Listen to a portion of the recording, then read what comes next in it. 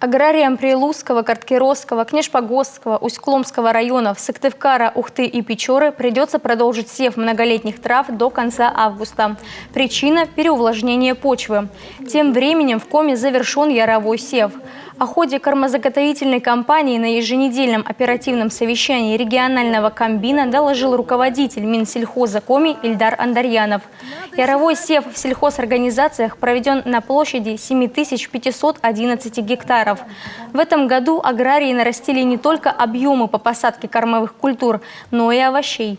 Под картофель, к примеру, отдали 400 гектаров, что почти на треть больше прошлогодних показателей.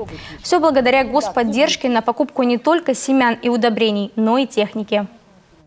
В рамках антикризисных мер было выделено дополнительно 100 миллионов рублей на докапитализацию нашей лизинговой компании «Коми Агролизинг», что позволило аграриям приобрести технику, и для этого, не отвлекая своих оборотных средств, поскольку поддержка была связана именно с возмещением первоначального взноса на приобретение техники.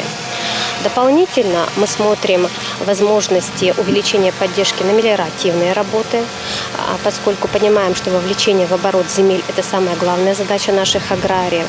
Продуктивная земля – это залог успешности, в том числе животноводческого комплекса Республики Коми.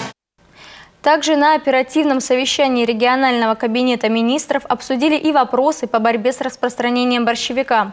В 2023 году в муниципальных образованиях на проведение мероприятий по борьбе с борщевиком заложено более 6,5 миллионов рублей. Треть уже израсходовали. Работы по уничтожению борщевика в населенных пунктах проведены на площади в 316 гектаров.